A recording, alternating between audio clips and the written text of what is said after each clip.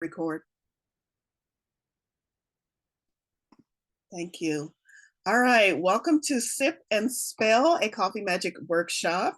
I am your host and your facilitator for today's event, Valerie Lewis, the founder of Tarot Unicorns and Coffee. And I am so excited, also a coffee fanatic. Some people say coffee addict. I prefer coffee fanatic. I love coffee, and so I'm so excited to be presenting this. I have held for a long time that coffee is definitely a spiritual process, but in doing the research, I have found a lot of information about how coffee has actually long time been associated with magic, and I'm so excited to be able to present that information. So today's Coffee Magic is a workshop, so I hope you have paper and something to write with handy. We will definitely be going through some things. And let's just talk about that. I want to give you a brief overview of what we will be looking at today.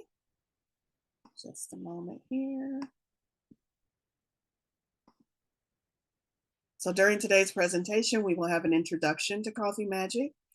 Crafting your spell, that'll be the big meaty part of today's workshop, where you will actually come up with your own Coffee Magic spell to use in your own practice.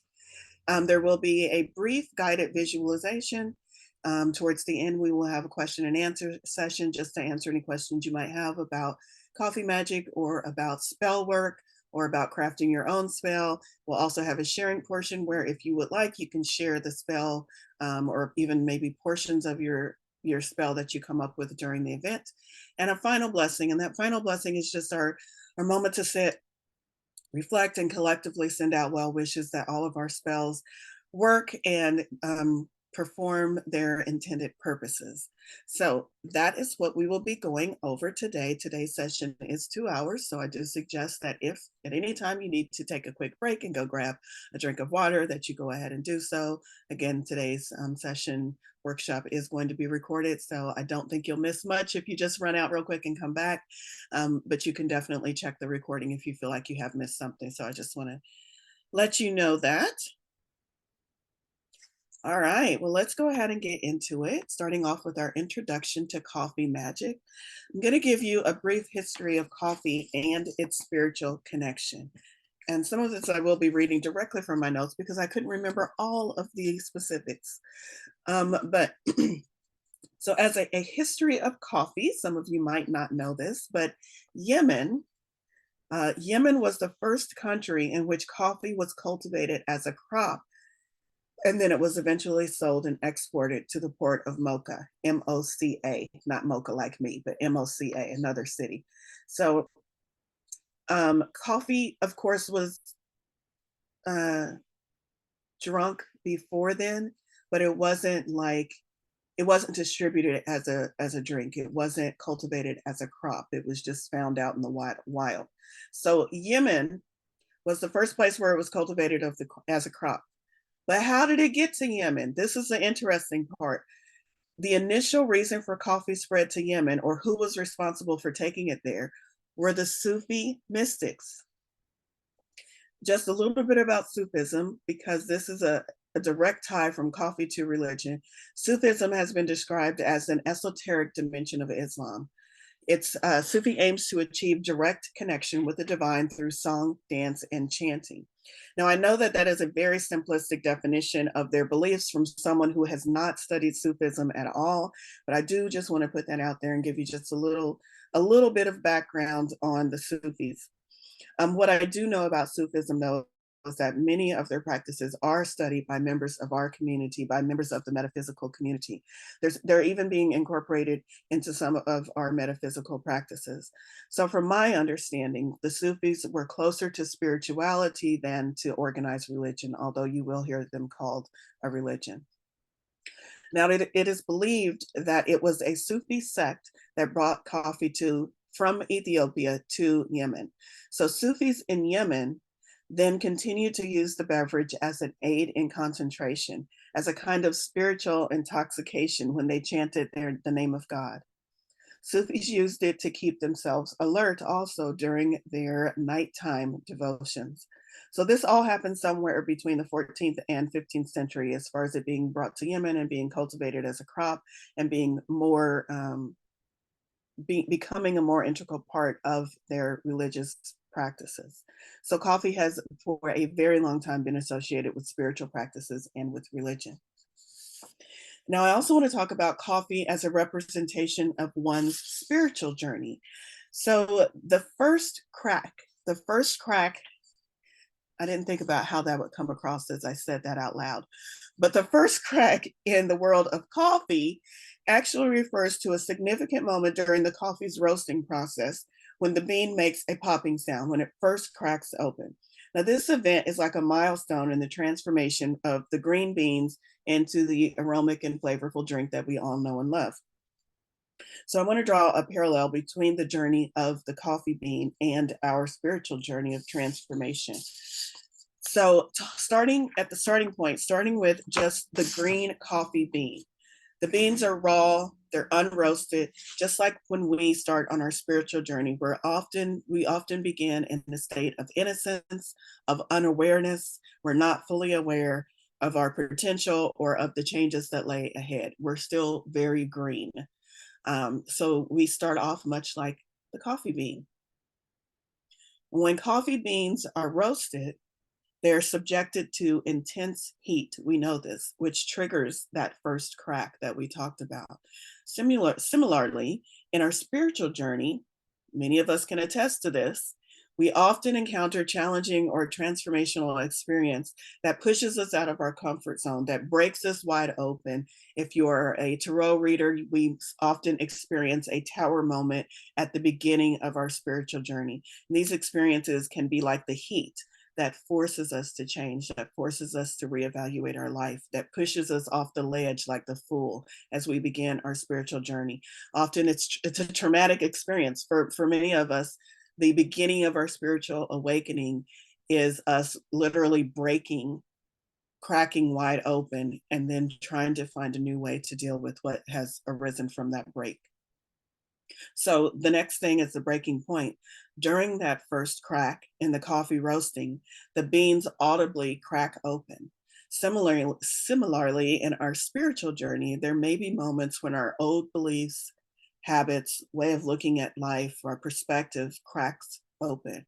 This could be a sudden realization, an epiphany, or a breaking point. Many of us experience that makes us question our old ways. The releasing of aromas. So once the coffee bean crack open, they release these beautiful aromatic compounds. They develop more complexity, more complex flavors. So this is all during the roasting process, and this is how we get so many different flavors or so many different types of coffee roast, because at different stages throughout this roasting process, they're developing their more intense, more complex flavors. So similarly, on our spiritual journey, this releasing of the aroma, the breaking can release our hidden potential, can release creativity, and maybe new understandings or new insights, new awareness about ourselves and the world around us. And then the complexity of flavor, I talked about this just a little bit. As coffee beans continue to roast after the first crack, they develop more complex flavors. And similarly, on our spiritual journey, it may involve ongoing growth and a deepening of our understanding, a deepening or an expansion of our spiritual gifts, and also becoming more in touch with our inner qualities. And then finally, the last step in this coffee beans journey would be the enjoyment and the awakening. So just as we take those roasted coffee beans and they are incorporated into a drink that we can now ingest, we're able to savor a delicious cup of coffee as it's been roasted to perfection. And our spiritual journey can very much align with it. It can lead us to a sense of fulfillment, inner peace, a heightened awareness of our purpose and our connection to the world, a moment where we truly savor our life, where we truly savor our spiritual journey and our spiritual connection. So that's kind of how the the first crack, the moment of cracking open, and then moving to a space to where we're savoring and enjoying our life can kind of, the coffee beans journey can mimic a spiritual journey in that sense. And I really like that analogy between coffee and our spiritual journey. And then one last thing I want to mention about how coffee is magical and how it relates to spirituality is coffee's interaction with the elements. Coffee begins its journey in the earth as a seed, where it grows into a plant. So it's nurtured by earth. Then it undergoes the process of drying and fermentation in the open air. So it's interacting with air. And then after that, it's exposed to the element of fire during the roasting process. And finally, it transforms once more into the delicious elixir that we know and love by being brewed in water. So the coffee bean is one of the few elements, one of the few consumables that processes through and interacts with all four elements in a significant way, directly, and then also becomes something that we can ingest. So when you think of coffee from a metaphysical, from a spiritual standpoint, if you are akin to or love or interested in working with the elements, coffee is definitely something that can put you more in touch with the elements because it has itself processed through all of the elements before you are able to drink and enjoy it. So that's some history and some different ways and perspectives that you can look at coffee in a more spiritual or magical context. So let's talk about some ways that coffee has actually been used specifically in magic throughout the ages.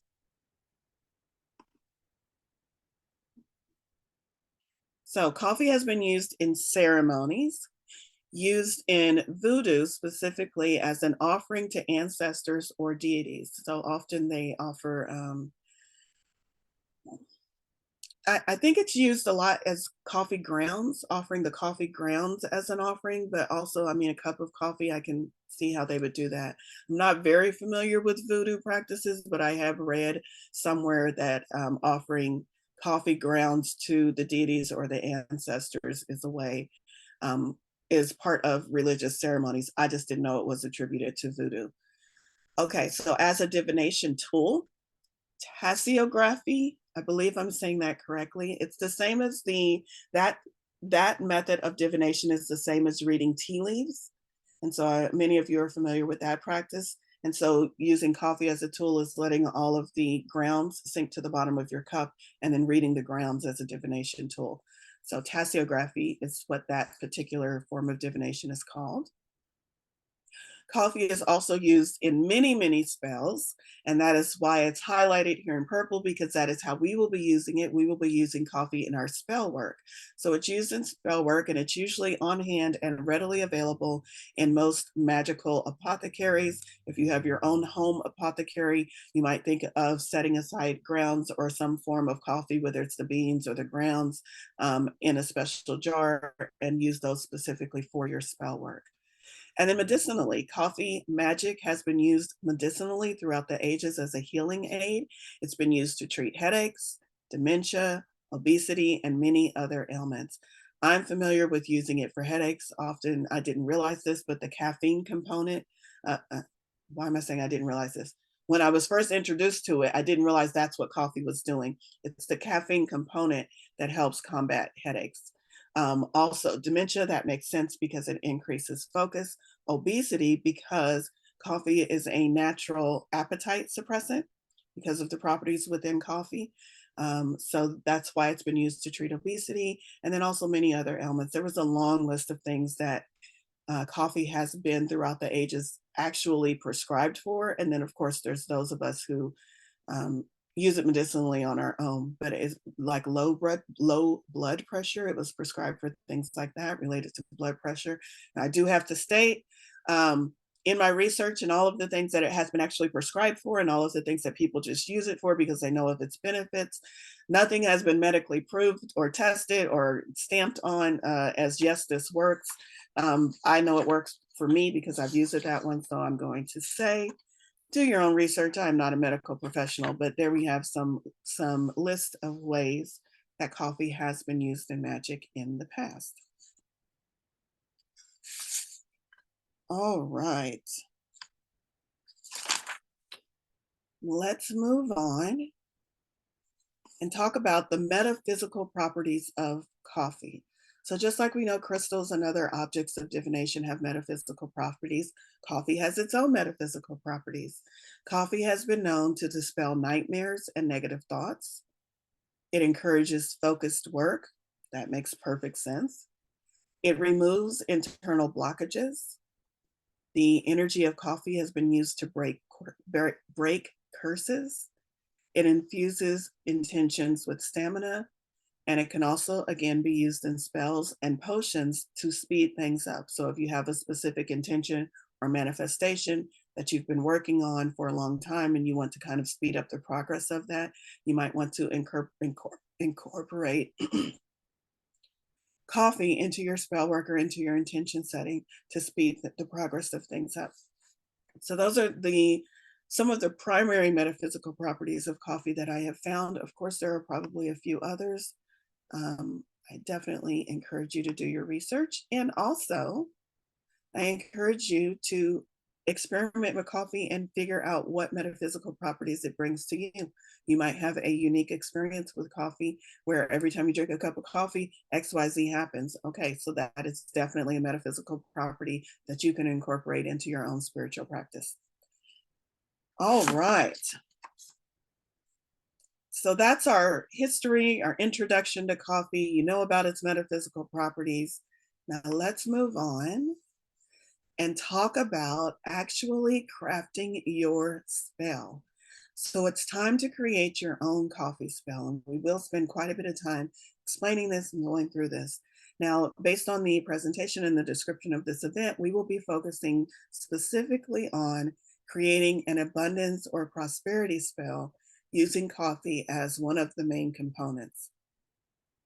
So this presentation, this workshop, will show you how to use coffee in a spell, period.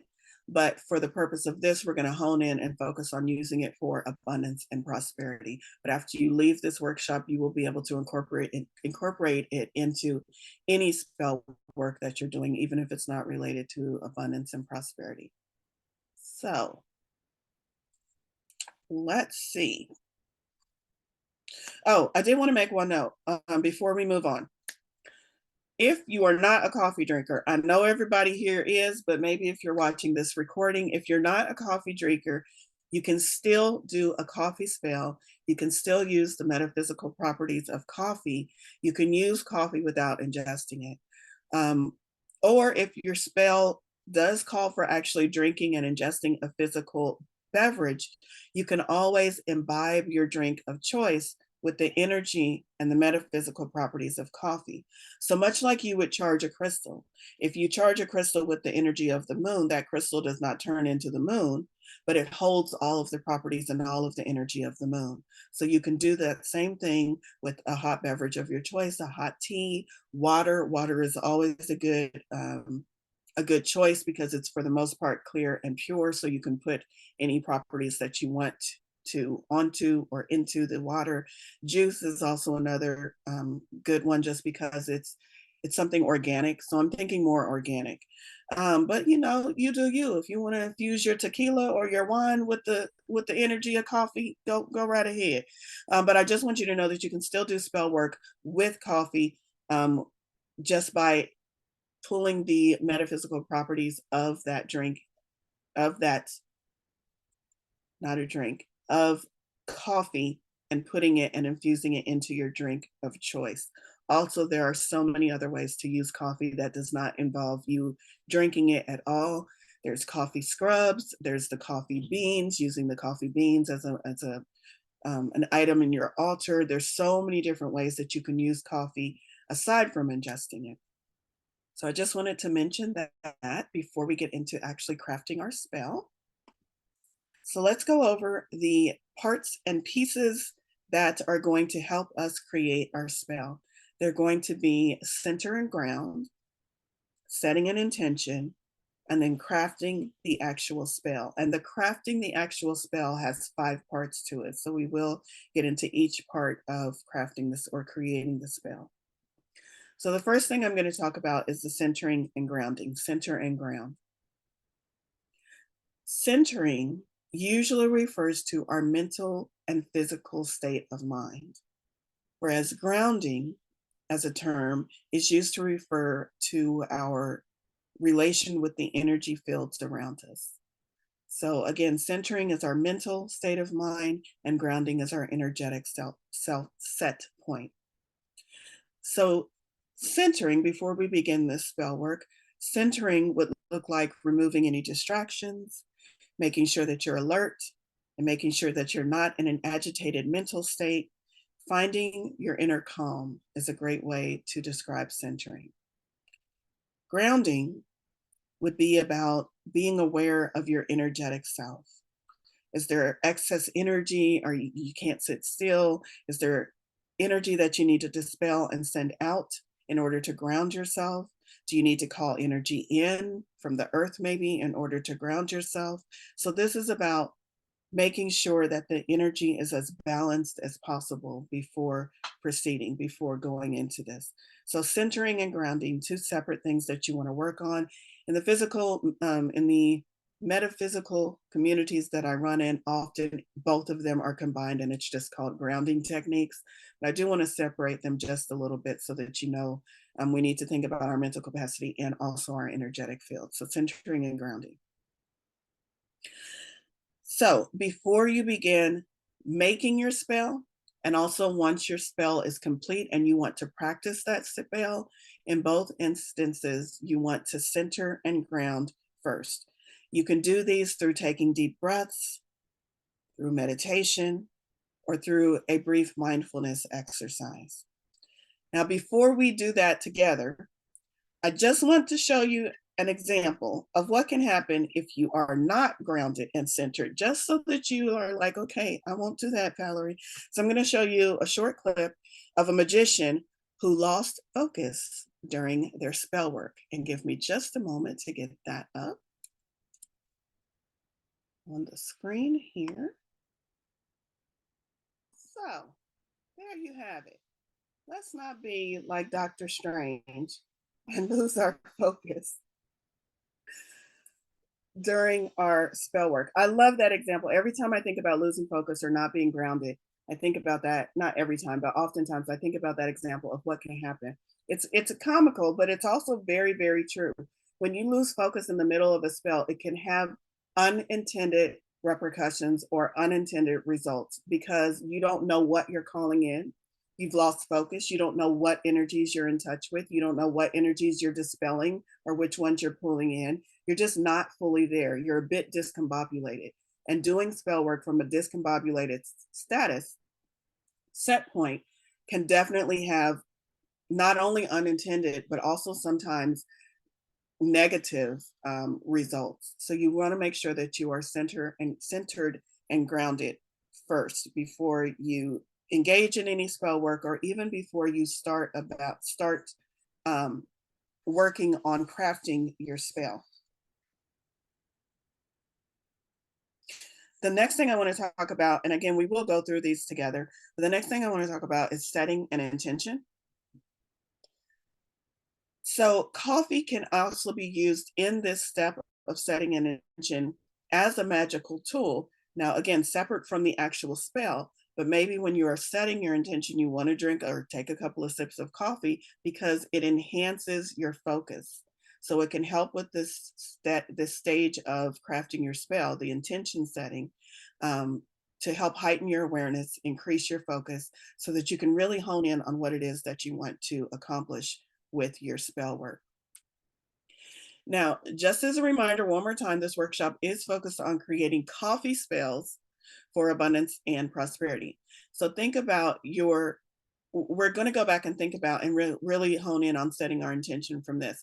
But from the Spider-Man clip that I just showed you, you can see how center, grounding, and setting intentions can kind of work interchangeably, can kind of work all together because Dr. Strange, master magician, he was at the top of his game. So he was definitely grounded before he said, Peter, I'll help you. He was definitely grounded. He was definitely centered before he began actually crafting and doing the spell work. But then Peter kept changing the intention of the spell. So even though he's centered and grounded, the intention was not clear. So Peter kept changing the intention of the spell. And these changes caused Dr. Strange in the middle of the spell to lose focus and to become uncentered, untethered, ungrounded. So what he should have done is stop the spell altogether, sat down with Peter, waited until the intentions were clear, and then regrounded, recentered, and then started again. But of course, that wouldn't have made for that comical moment in the movie and for the rest of the storyline of the movie. So in our own spell work, if at any point we feel uncentered, we feel untethered, we can always stop the spell, go back to the beginning, center ground, or just say, now is not the right time for me to do a spell. I'll come back to it later when maybe I've crossed a couple of things off the list of things I have to do today, when I feel more focused. So I just want to really put that out to you.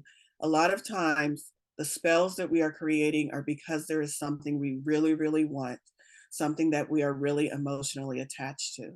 And if we don't take time to make sure our intentions are clear and that we're centered or ground, if we just rush ahead because I know I'm supposed to be waiting, I know I should be grounded, but I really need this spell to work by 3 p.m. today and it's 2:15, so I'm going to do it anyway. We can have those same type of effects of what we just saw in that clip.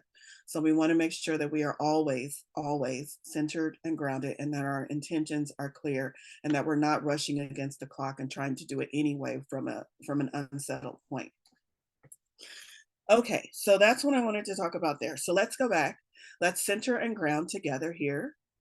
And we're just going to do it in the most simplest of way of doing a very simple breathing. It's not going to be meditative, so you can do it with your eyes open. I just want you to first focus on your mental status.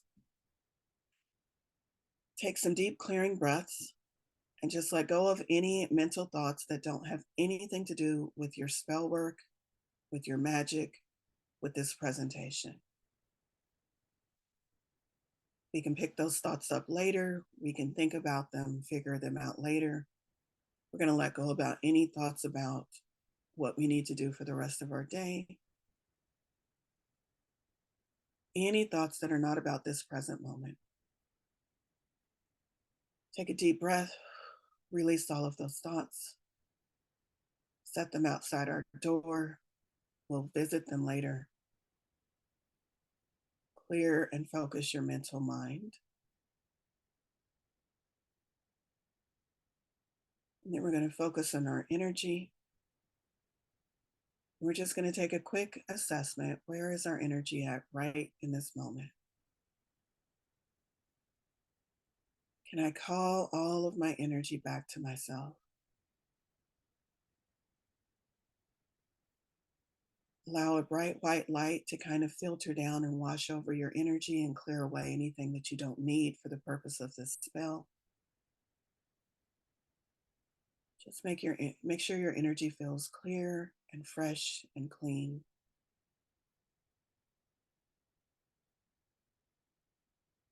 To the best of your ability in this moment. Take another deep breath and let go of any energy that you don't need.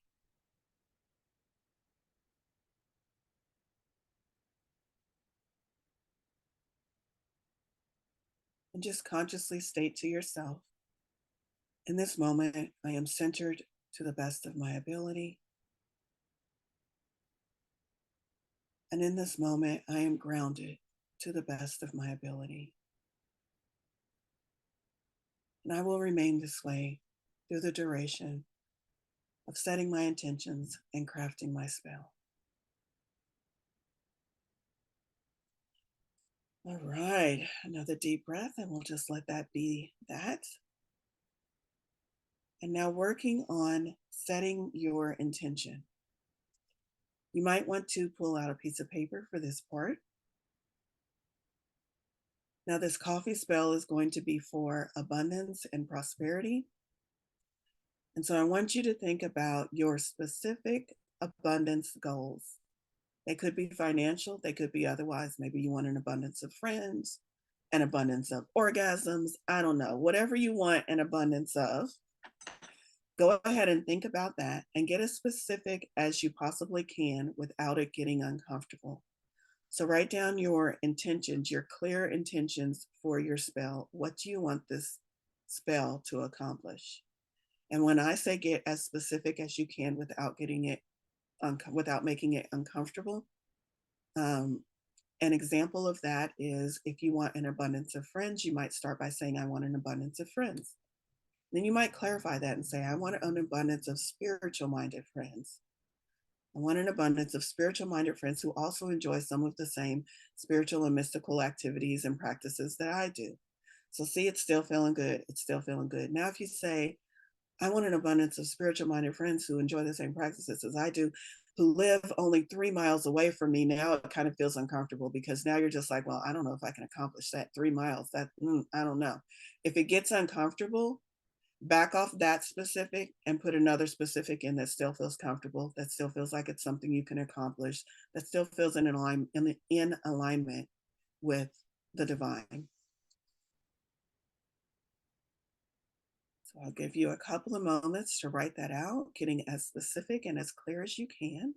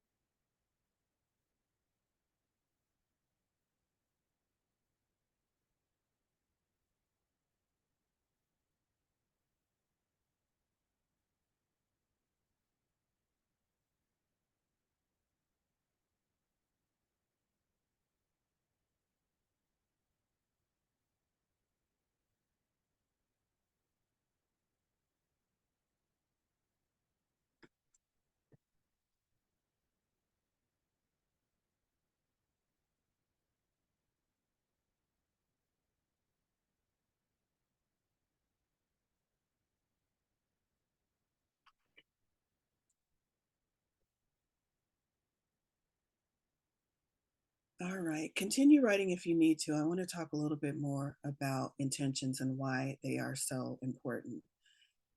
The I firmly believe that the more clearer we are with stating what we want to the universe, the easier it is for the universe to get behind us, to co-create with us, because now we have a very clear blueprint of exactly what it is we're trying to create. And the universe in its infinite wisdom, infinite possibilities, can pick from all of infinity and custom curate something that is going to answer and satisfy and fulfill everything that we have said that we wanted. So when we're not clear, what that looks like is saying to the universe, I'm so burnt out. I just want more free time. I just want more free time. Just give me more free time. And we go into work the next day and we get fired.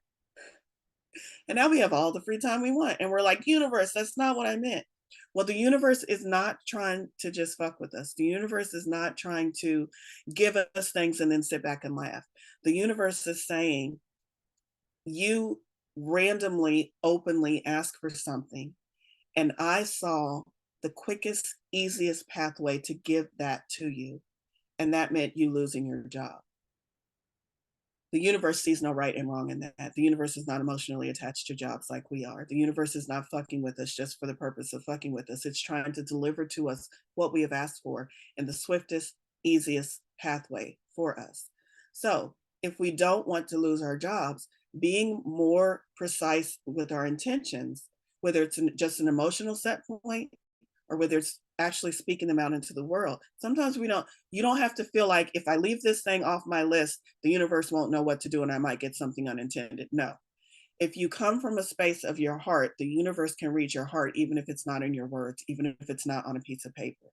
So, from a place of overwhelm and a place of duress, when you just say, I want more free time, your set point is, I don't care how it happens, just give me more free time. And the universe picks up on that and says, all right, here you go. But if we are more consciously and more aware of, I want more free time in a way that feels good to me, just that simple intention, now the universe is like, okay, now I have a little bit more information to go on. So that's why intention setting is so important. It's not that the universe is going to mess your life up if you're not clear. The universe can read your heart, can read your mind. It's about you being clear about what you want so that the universe can stand behind that, and not doing it from a place of overwhelm or a place of duress, but doing that from a heart-centered place of what is it I really want. So that's why intention setting is so important, not just in our spell work, obviously in our spell work, but in our spiritual journey and our path altogether. So hopefully you have your intention set. We have gone over that. I hope I've given you time. Everybody just kind of nod or raise your hand. We're good. Okay, we're good with intention setting. All right. Where do I want to go next? Let's move on to crafting the spell. Creating your spell actually has 5 parts. I mentioned that earlier. The 5 parts are listed here on the screen, and we will go through each one of them separately. Setting sacred space, selecting correspondences. Correspondences is a witchy spell work word. It's just a way of saying the items that we're going to use for our spell. Creating the actual spell, creating an incantation or an affirmation, and then closing with gratitude. So let's talk about the first part, step 1, part A. I have it on my paper as part A, but step 1, whatever, wherever, y'all know what I'm saying.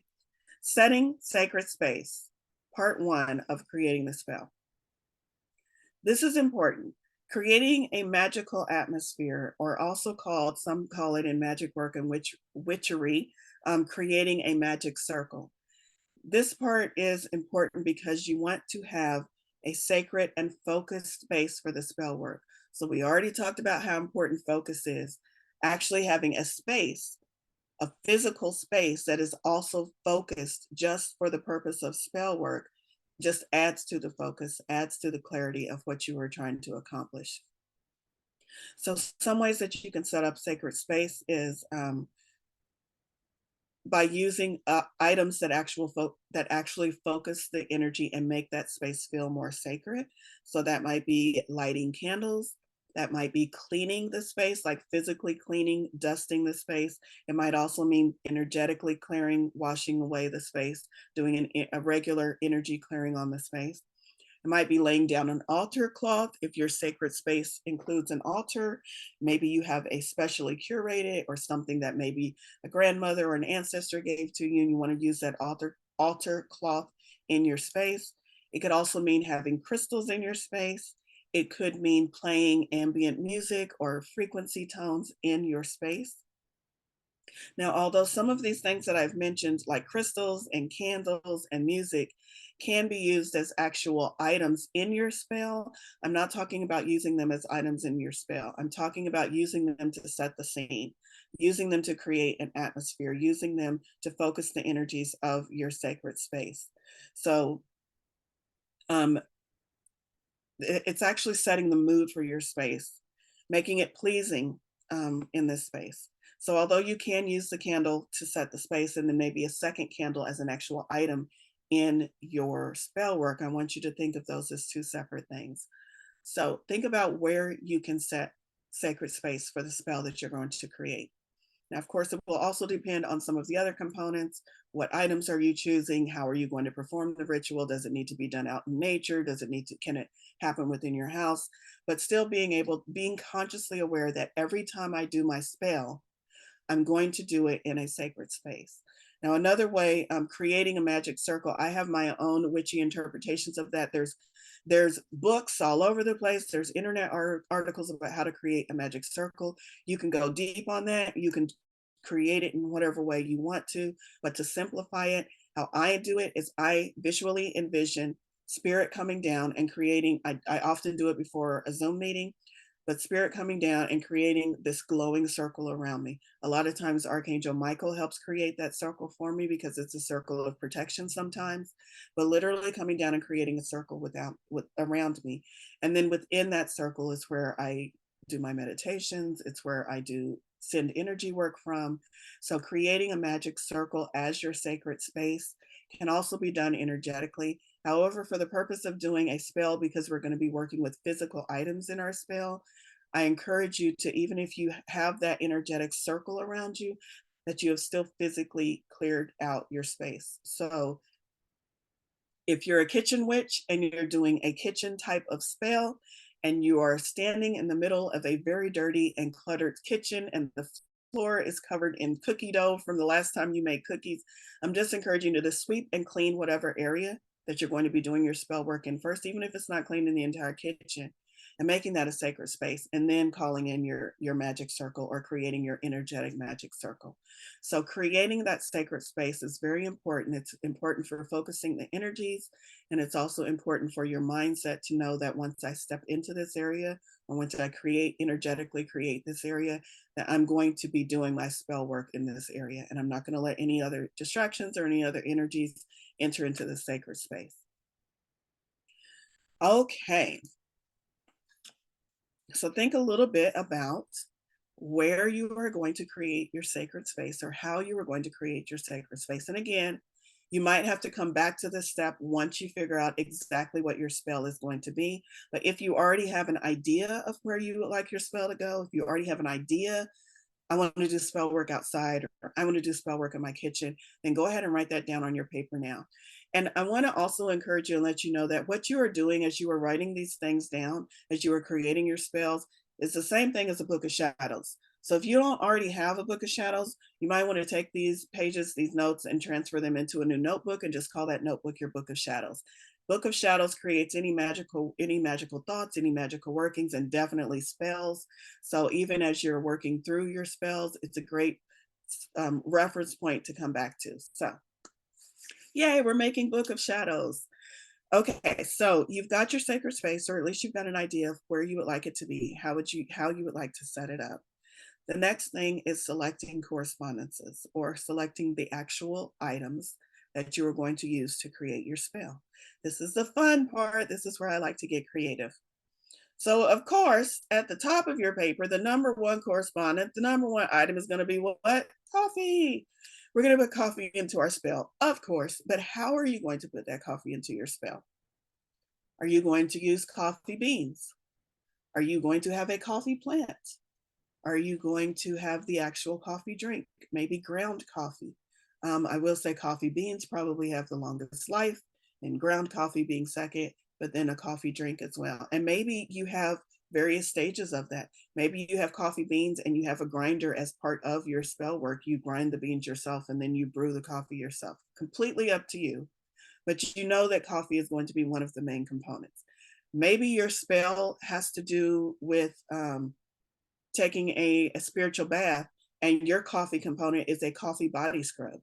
There's so many different ways that you could go with making sure that, but please make sure that coffee is one of the items and one of the components in your spell work.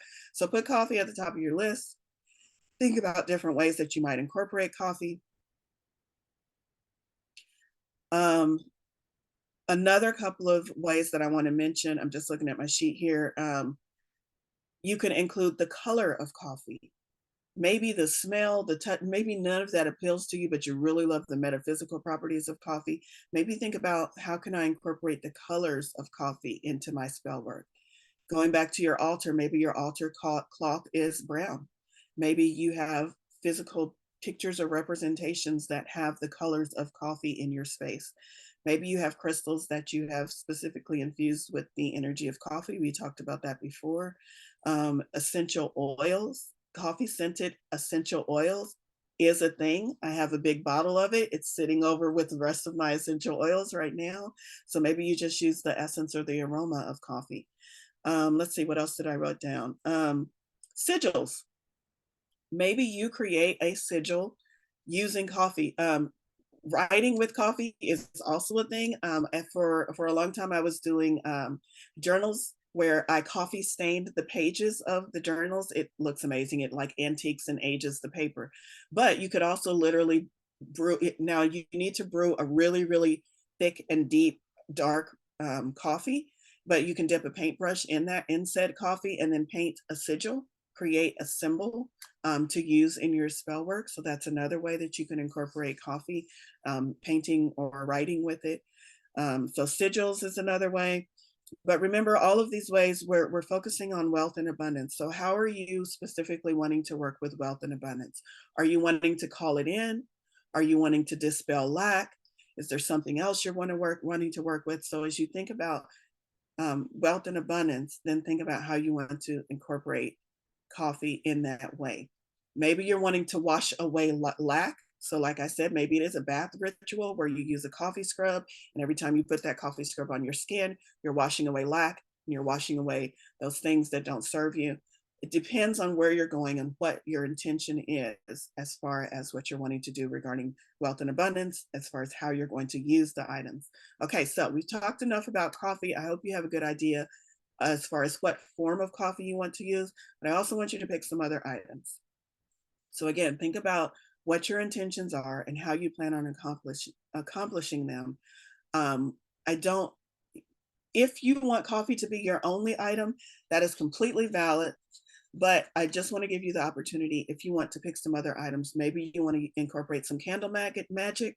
So maybe you have a brown candle representing the color of coffee, and you're using candle magic in your spell. It could go on and on and on. Crystals.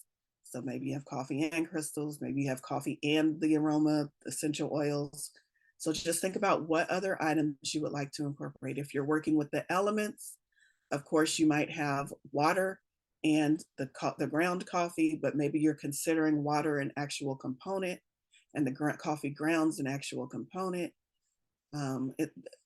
The ideas and the creativity is infinite and limitless. And I love this part because my brain just fires off on so many different ideas and so many different ways to pull magical items into your spell work. So think about what other items besides the actual coffee or the coffee bean you would like to incorporate.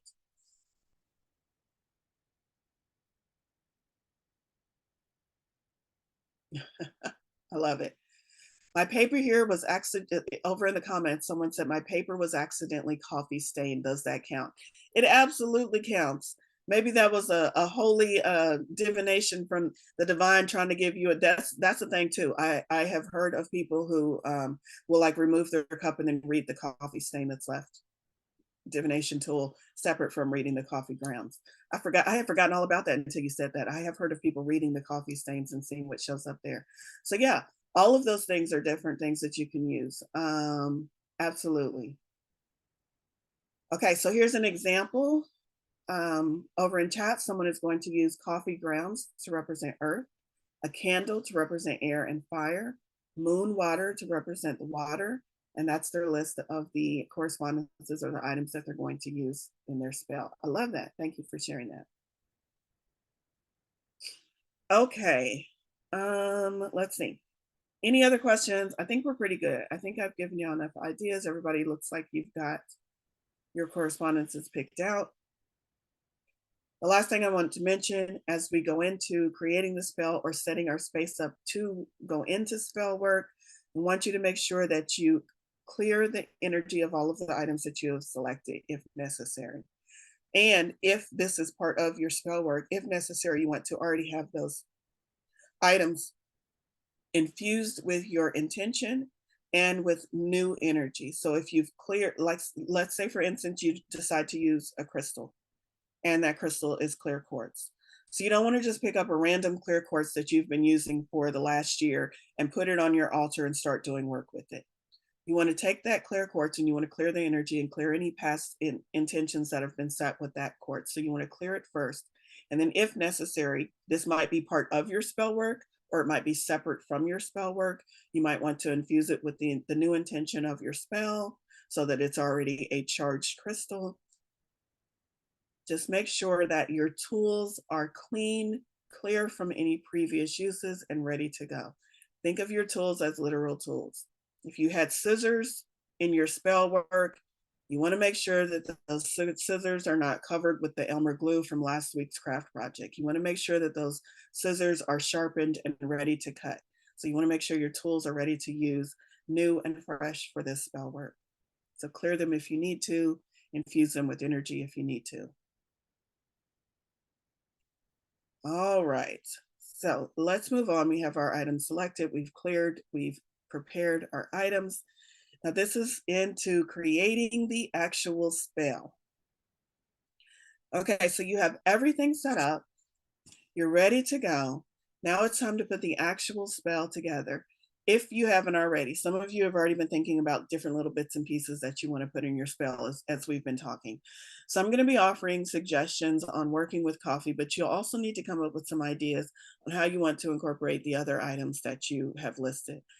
So coffee spells is going to be entirely personal to you. Now we are going to focus on abundance. Again, y'all going to get sick of me hearing me say that. I don't know why I feel like I need to keep saying it so much. But that's because that's where my brain is going. So the next examples or suggestions, they're not really suggestions, they're just examples, ideas that I came up with as I was thinking about this workshop are going to be focused on abundance. But I want you to know, again, going through this process of creating a spell, you can replace all of this with any other item of your choosing. Once you've stepped through this, you'll know how to create spells on your own for your own spiritual path. But right now we're going to focus on abundance. I'm going to give you some ideas on how to specifically use coffee in a spell for abundance and prosperity.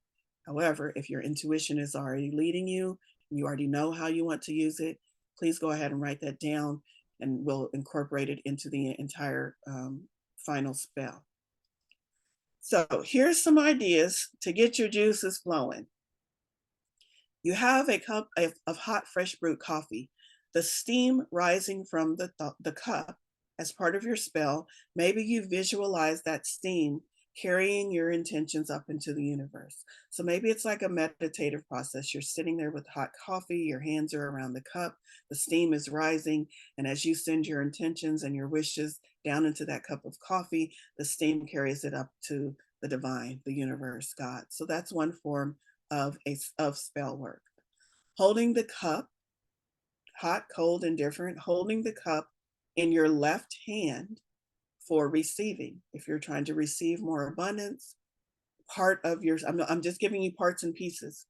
Part of your spell work could involve using your left hand to hold that coffee or to work with those coffee beans so that you can receive the abundance that you're asking for, because our left, our divine feminine, is how we receive things from the universe. You could also use coffee as a potion. So maybe your spell is all about creating a potion. I'm thinking of the hocus pocus witches as they all stand around the big cauldron and they're putting different items into this big cauldron pot and they're stirring it and then they're saying their incantation. And the whole thing is, once the potion is done, they take the potion and they drink the potion, and that's their spell. So maybe your spell is about creating a coffee potion. What ingredients do you put into your coffee before you drink it? Is sugar, does sugar hold any value to you? Maybe you want to sweeten your life up. And before you drink this potion of coffee, you add a specific amount of sugar to sweeten your life. Maybe you add cream to lighten things up because you're feeling kind of heavy. And so you want to lighten things up. Whatever you put into your coffee, maybe you add cinnamon to your coffee, which is delicious, by the way.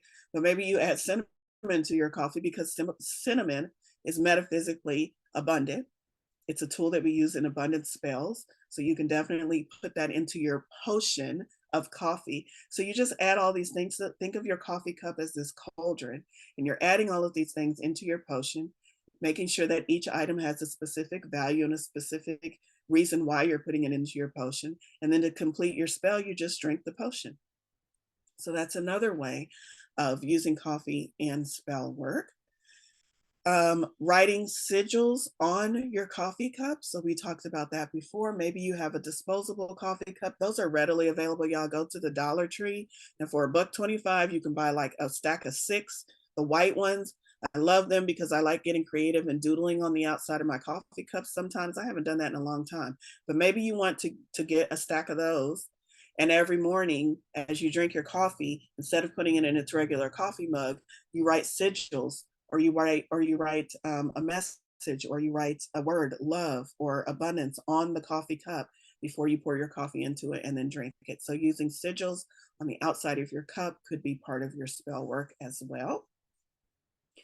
Adding sugars. So I kind of talked about this in relation to if your coffee was a potion, but I'm going to talk about adding sugars as a numeric way. So adding sugars as part of your spell work, and this could be, maybe you add the sugars and you never drink it, so it's not necessarily creating a potion. But when I thought about how many sugars I put in my coffee, y'all, I like my coffee really, really sweet. And I would go through the drive-through and tell them 10 creams and 10 sugars. And they're like, what? How many? I'm like, yes, 10. But what if you added 8 sugars? 8, because 8 is a numerological number that signifies abundance. So you could add 8 sugars to your coffee if you're like me. If that's like too much for you, don't worry about getting diabetes. But thinking of the number of, if you like adding cream and sugar, thinking about maybe you don't add 8 sugars. Maybe you're a kind of person who, I don't know, you're crazy and you only add 1 spoonful of sugar. Maybe you count to 8 as you pour that 1 spoonful of sugar in. But you can use numerology also as you in your spell work if that appeals to you. Another way of doing it, whether you add anything or not, if you have a spoon, you can stir your coffee 8 times before you use that coffee in your spell work or before you drink that coffee. Also, stirring clockwise calls in energy, and counterclockwise dispels energy. So perhaps stirring the coffee itself is part of your spell work.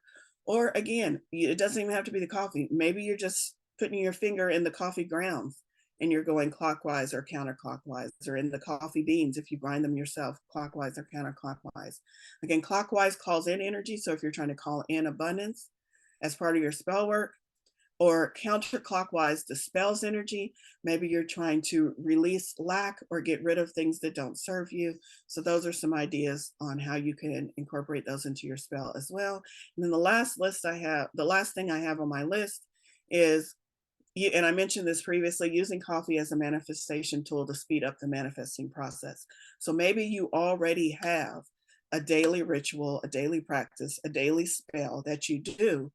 And now you're going to pull in coffee, and you're going to add coffee in some way to that daily ritual or to that spell that you're already doing, because you want to increase the focus of your intention for this spell that you already have in place, and because you want to speed up the manifestation process. So many, many ways to incorporate coffee. Some ideas on how to move it into an actual spell work. Let me check the notes here.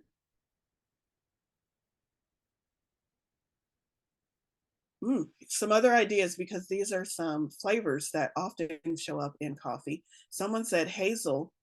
We're all familiar with adding with hazelnut flavored creamers or coffee. Hazel can represent wisdom and learning, also poetic inspiration. So maybe your abundance prosperity spell is about, divine, please give me more inspired ways, more creative thoughts where I can open up more opportunities to see more abundance in my life.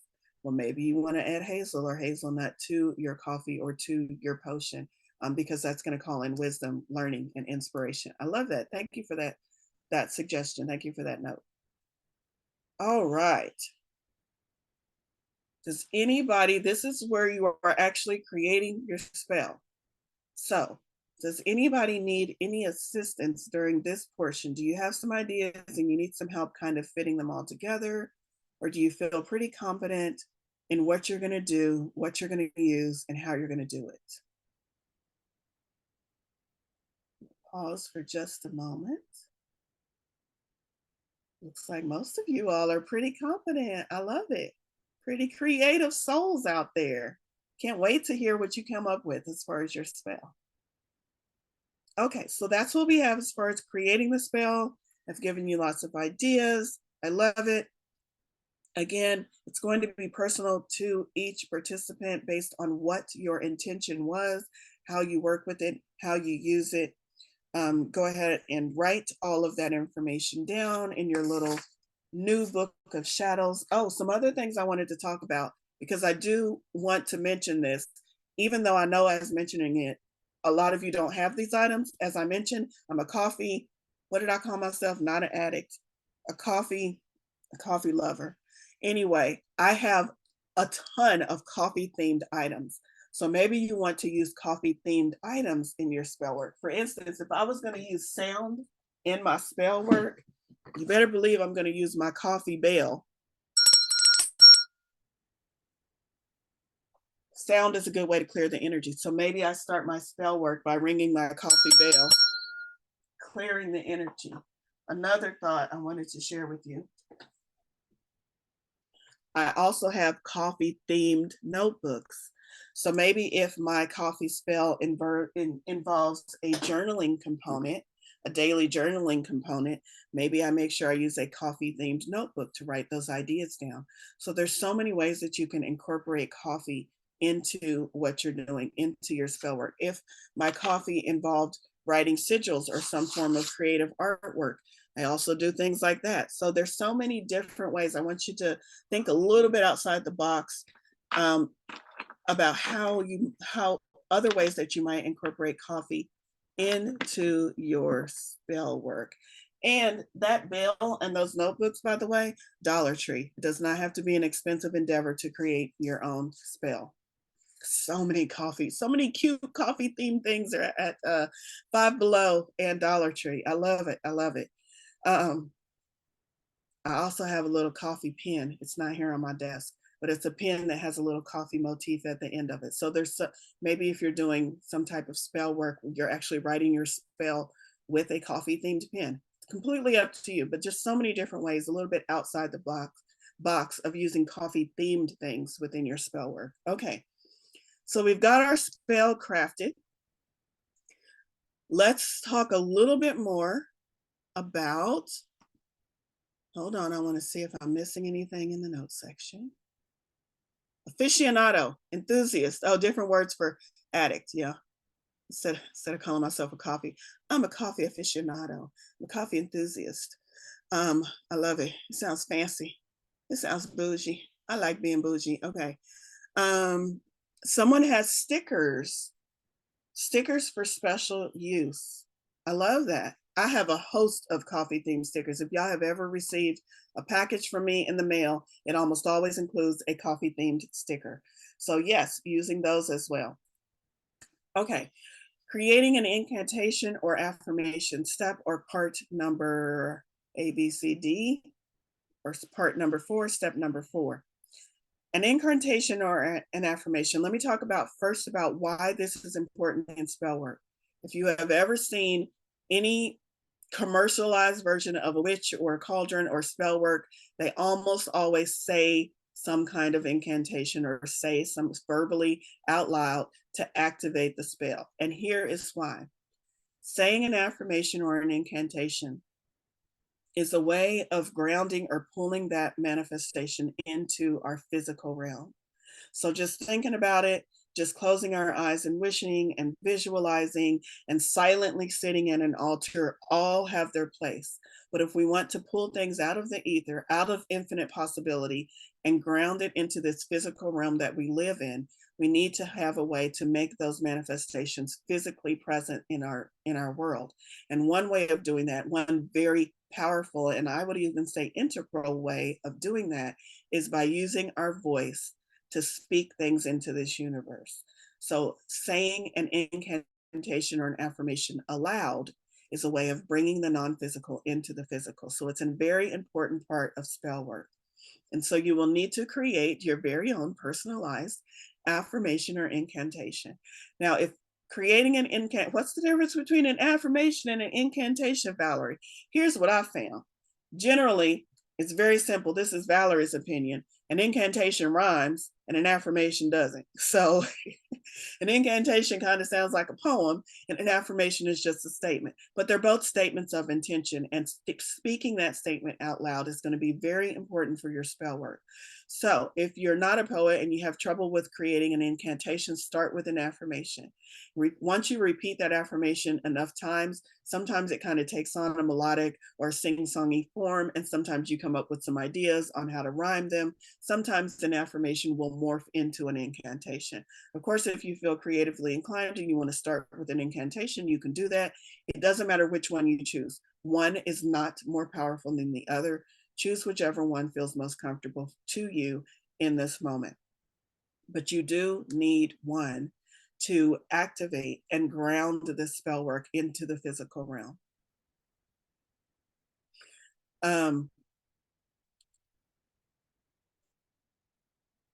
Some ideas on how to create that.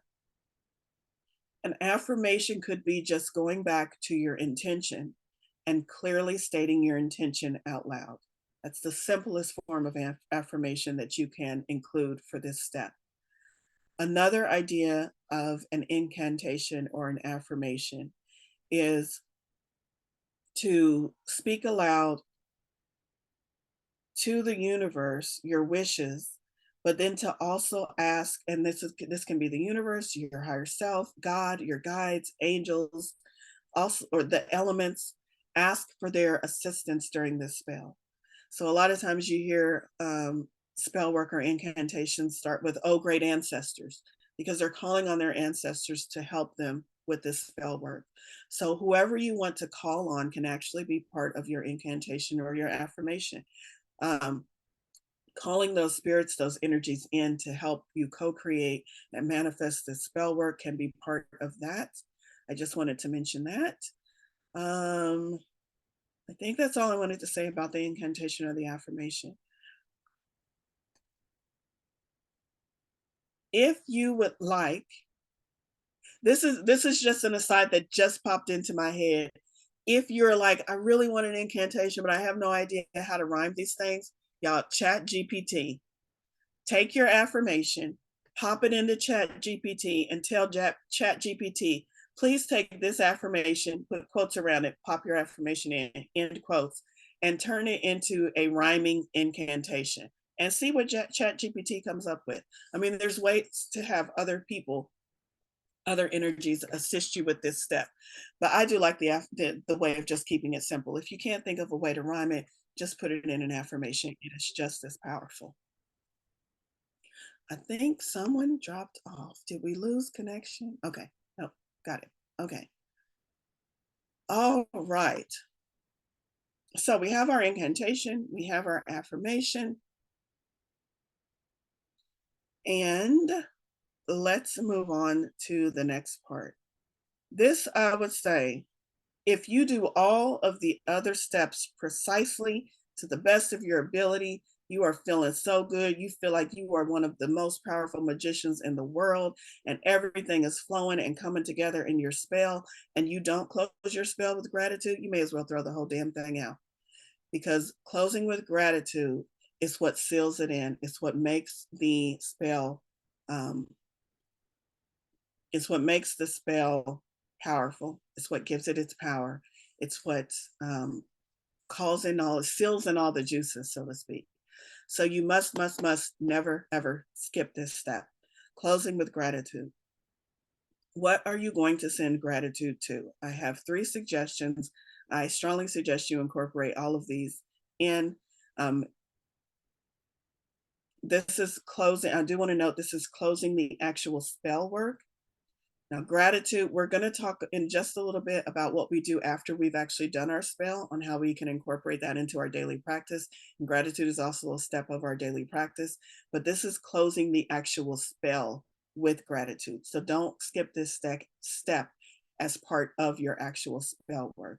So you would want to send gratitude for the help that you have received. So if your incantation was, oh, great ancestors, and you call in the help of your ancestors, then in closing your spell, you want to send gratitude and thank your ancestors. Thank you, ancestors, for helping me with this spell. I now close and release you. However you however you want to state that. So you want to send gratitude to those who are helping you, those you are receiving help from. You also want to send gratitude for what you are manifesting or what you are calling in as if it has already occurred. So if you are calling in an abundance of friends, like our example earlier, or like an abundance of friends who are like-minded, who are spiritually minded, who share the same interests as me, thank you for sending me friends. Thank you for surrounding me with people. Thank you for opening doors of opportunities. Send gratitude out, thanking them for what you are about to receive. Speak it into such a way as if it is already present in your life. That's very important as far as our manifestation work, is speaking gratitude for it as if it is already present. And then finally, gratitude for what is. Thank you for where I am in this life. Thank you for creating a space in my life where I want more, where I desire more, where I can expand into more. So just sending gratitude for wherever you are on your path, whatever you are currently experiencing, gratitude for the present moment. There's so many other different routes that you can go on. Maybe your expression of gratitude is a much lengthier process. Sometimes when I sit down to do things and I sit down to meditate, this is not spell work, but sometimes I sit down to meditate and it's like a 5-minute meditate and I want to close that meditation with gratitude. And I'll start with just this list and then I'll get on a roll and I realize 15 minutes later, I spent 15 minutes in gratitude and only 5 minutes actually meditating. That is okay. If the closing with gratitude ends up being a more significant or lengthier part of your spell, that is just going to help you and benefit you even more so in the long run. So make sure you have some form of gratitude in your actual spell. And that is how I would suggest closing. So moted be is a common expression to close spell work, or amen, or as above, so below. Those are common expressions of ways of closing them. But I would state your gratitude right before the actual closing. So thank you, ancestors, for all the help that you have given me in co-creating this abundance in my life. Amen. That's the way that you would close it. An example, so many different ways. Do what feels good for you. Let your intuition guide you. All right. So that is how we create the actual spell. Does everyone feel so be it and so it is? I like that. I like that closing. Okay. Okay, does everybody feel pretty confident? You all created your spell. You all feel ready, good to go? All right, awesome. Let's move on to what's next.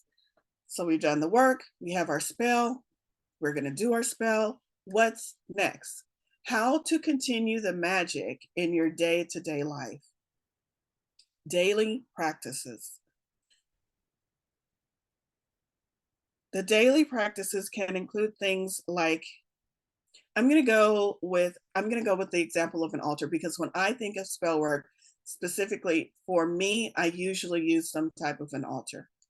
So I'm sitting at my altar, I'm doing my spell work for the day, I've done everything, but how do I keep that going in my day-to-day life? Maybe it's not a spell that I do every day, maybe it's a spell I do one time and then I wait for the effects to show up. But keeping it going in my day-to-day life, for me, one example is keeping the spell components on my altar, or keeping my sacred space clean and clear with those components still set up on my altar in such a way so that when I pass by it, it reminds me of my intentions. It reminds me of the spell that is still active and working in my situation. Um, I also hold the belief that my altar emits energy throughout my space. So if I have set an intention or created a spell on my altar, even if I'm not consciously aware of it every day, it is still emitting energy and sending that intention out into my space and out to me. So I love that as a daily practice, as just leaving your altar intact and leaving it set up until you feel the spell has completed and produced its intended result. Another way is to carry a small item with you. So maybe this is an item that you intentionally used in your spell work, such as a crystal or an amulet or a sigil written on a piece of paper. Maybe it's something you actually used in your spell work and you want to, or a charm, you want to carry that with you, either carrying it on your person if it's something you can attach as a piece of jewelry, carrying it in your pocket if you don't have pockets, maybe in your purse or wallet, but actually carrying that thing with you, again, as a daily practice, as a reminder, as a token that is carrying the energy of your intention and still actively working that spell in your life as you carry it around with you. So that's all under daily practices, what you can do to keep this energy going and moving throughout your life.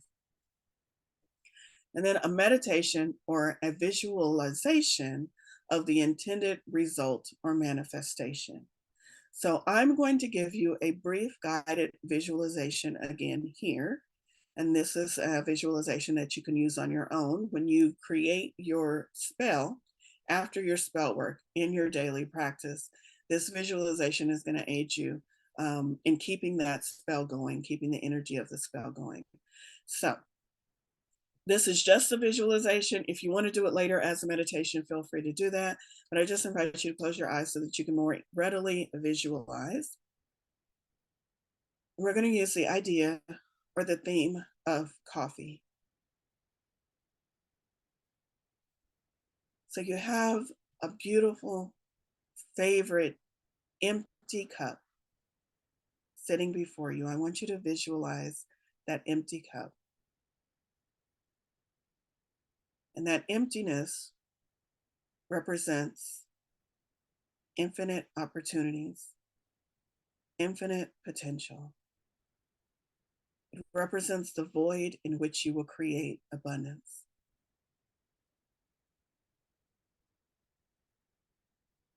Just sit with that image of an empty vessel for just a moment, visualizing it fully.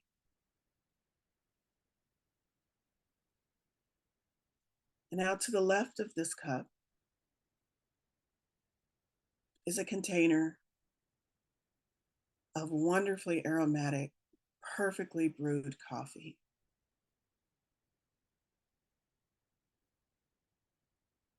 This coffee appeared out of nowhere.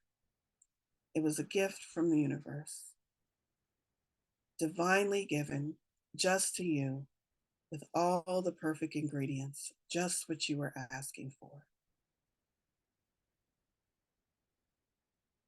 I want you to reach out for that container, grab the handle of it, and begin pouring that steaming hot coffee into that empty vessel of creation.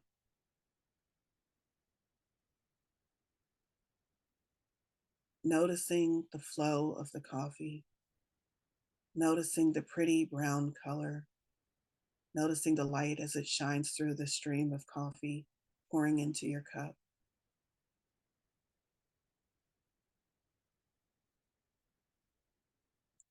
Noticing that cup going from empty to having a few drops to being slightly full, then half full, then filled all the way to the brim.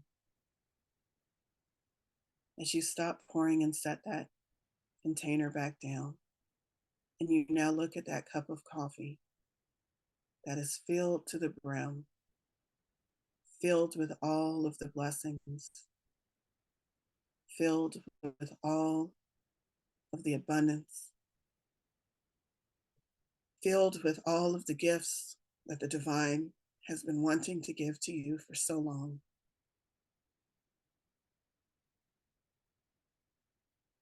And this coffee cup now represents your full manifestation. Everything that you have wished for, everything that you have asked for, sitting in front of you.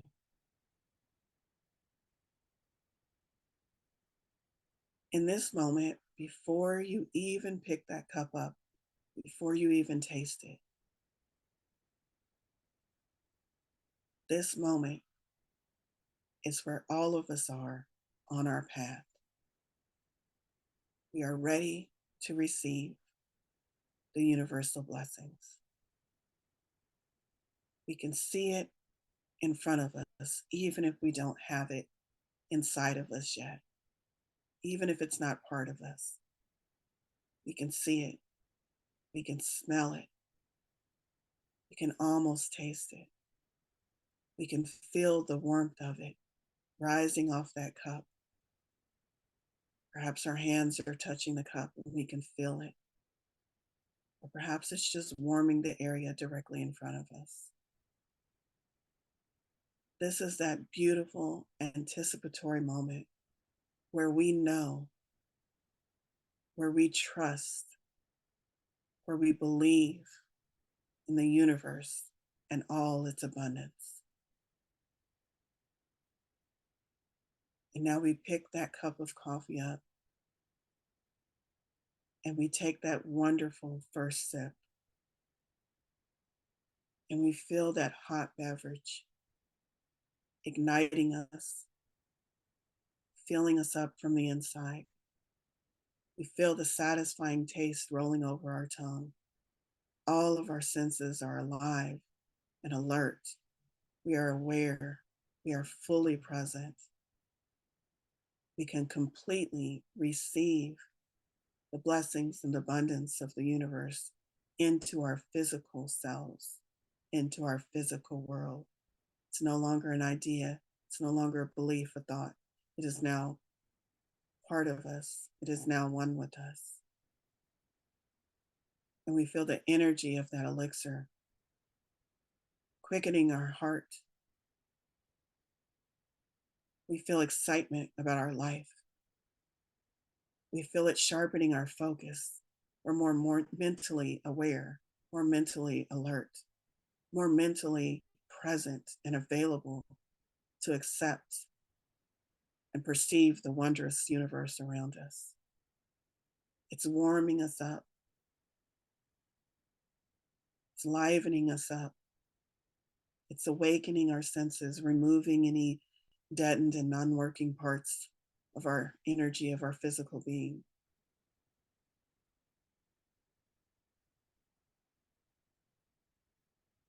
We feel our manifestations coming to life, being born within us and through us.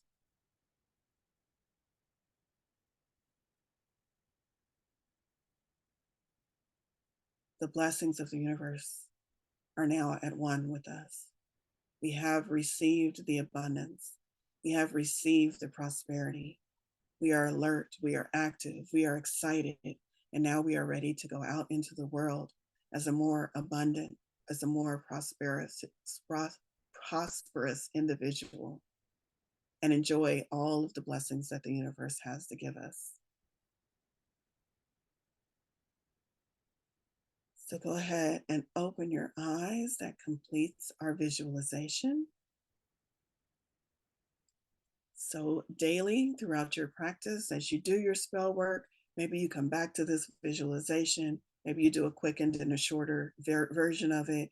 But the idea is just to see the coffee as a symbol of your abundance and to see it in its various forms of abundance. Are you thinking about the coffee even though your cup is empty? Are you receiving it with your left hand? Are you smelling it and knowing, oh, it's right there? I haven't drunk it yet, but I know it's right there. I can feel it. I can sense it.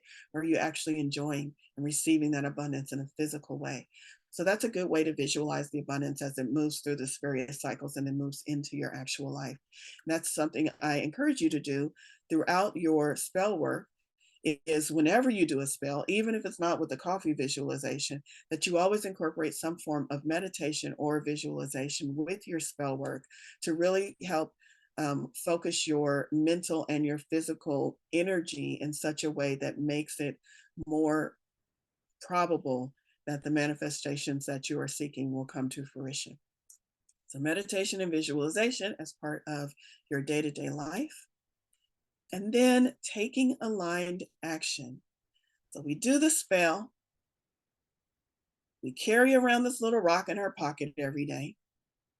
About midday, we sit down and we meditate. And then we say, Spirit, where's the $1 million? No. And then we take aligned action. So if we are doing all of those things, we are already primed and ready to receive the inspired ideas that will move us into aligned action. So we don't just sit back and ask for $1 million winning ticket to show up and magically appear out of thin air on our desk. The aligned action would be, I did all of these things. I've got this crystal in my pocket. I meditated today. And now I feel really inspired to go down to the corner store and buy a lottery ticket. That is an aligned action if you feel inspired to do that. Aligned or inspired, same thing. Inspired, aligned action. What is spirit whispering in your ear? What are you feeling that is the next logical step for you to take to make your spell actually manifest into the real world? Taking aligned action is still a very important step of what we do after the spell has been cast in order to make sure that our manifestations or our intentions are set. Just like the Sanderson sisters, after they took that spell, they didn't just lay back and do nothing. They expected to receive unlimited youth, I think it was. So they wanted to go out into the world. They wanted to frolic and play.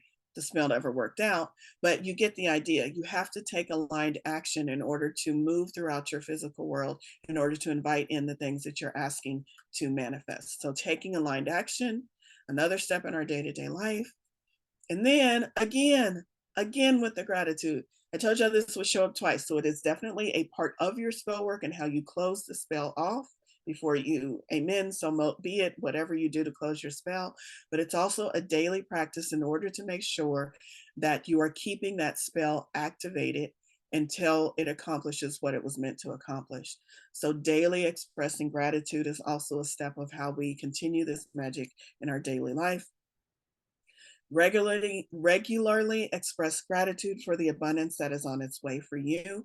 And this is important. You might want to keep this in a notebook, but acknowledging any signs, any synchronicities, any progress that you experience along the way. So keeping that is part of a gratitude journal, but it's kind of separate. So expressing gratitude is maybe sitting down and I am grateful for all of these signs of abundance in my life.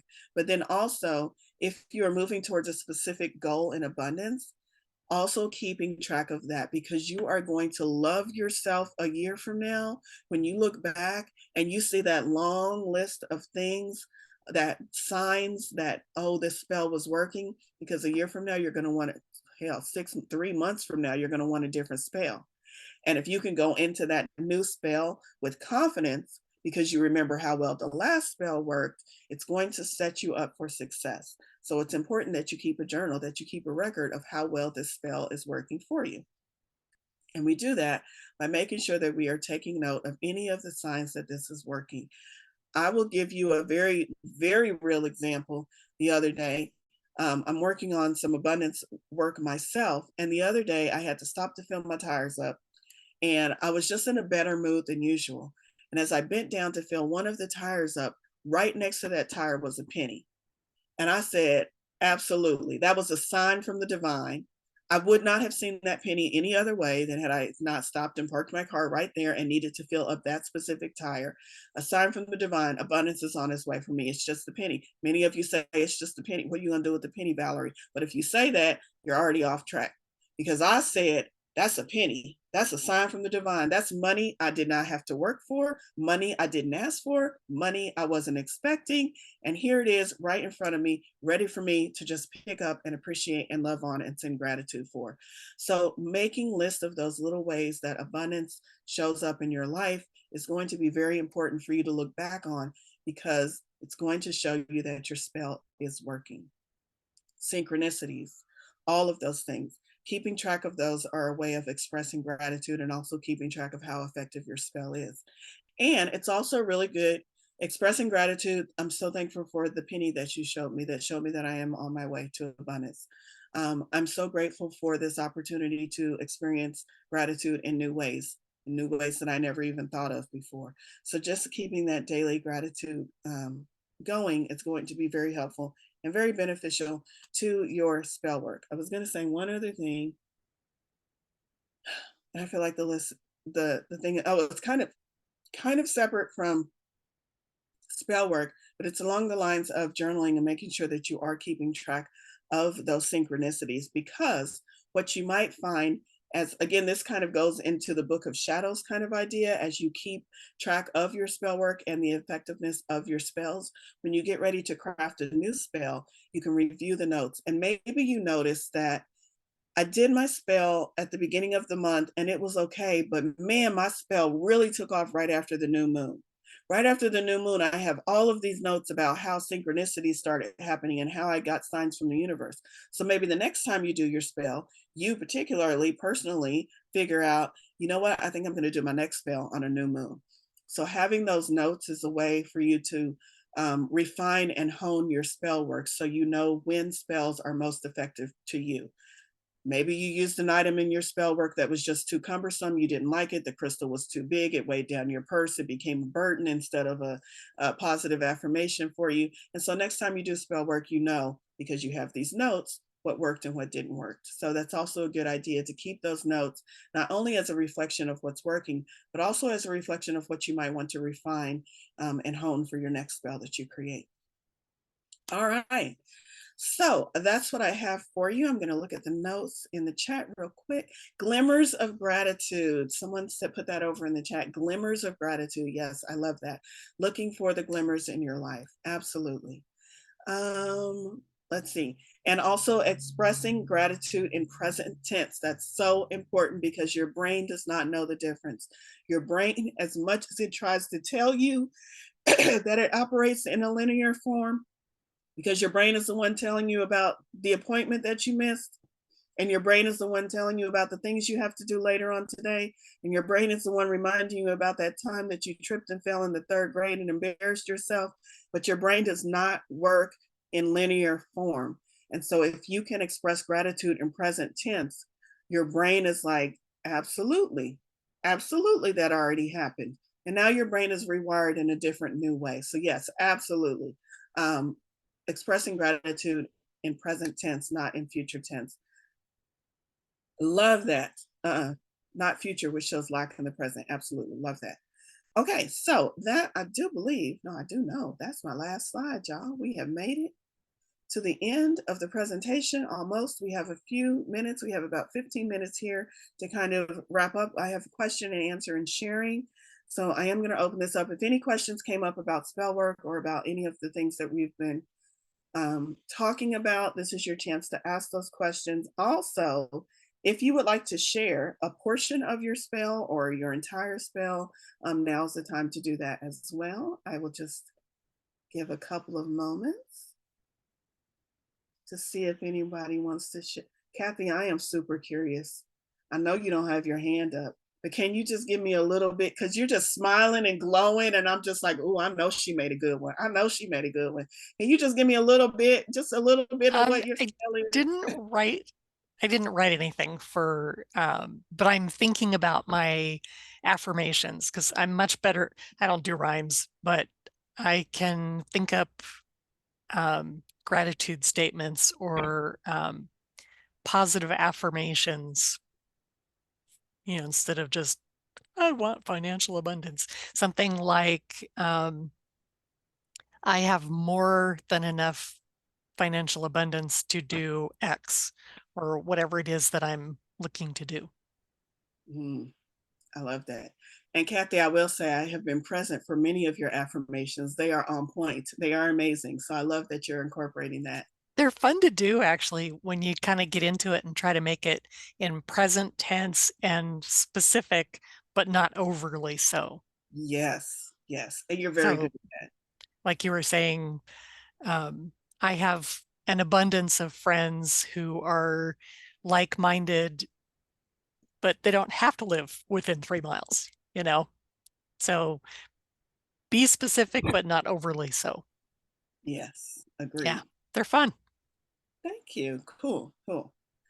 All right. Well, if that's going to close up our question and answer and our sharing, and I want to just close this whole thing with a final blessing. And what I mean by final blessing is it is me sending out, me calling in, me sending out my well wishes and my intentions that your spells work, but me also calling in the energy of the divine and sending that out and incorporating that and inviting you to do the same, inviting you to do the same for all that are present. So that's what final blessing means for me. And I'm just going to take a couple of minutes and state a couple of things out loud, and then we will close out this workshop. So I'm just going to call on that divine energy to pour into this event, to pour into all of the participants, whether they are live or watching this on recording, to help us shift our mindset, to help us be clear, to help us be centered and grounded, to help us have the awareness and the knowing of what our intentions truly are, and to help us to receive the blessings of the universe in ways that personally benefit us so that we can personally benefit the universe as a whole in abundance and in prosperity. I receive these blessings from the universe, from the divine. I wish these blessings on all of you. And I thank you all for being here and for being present.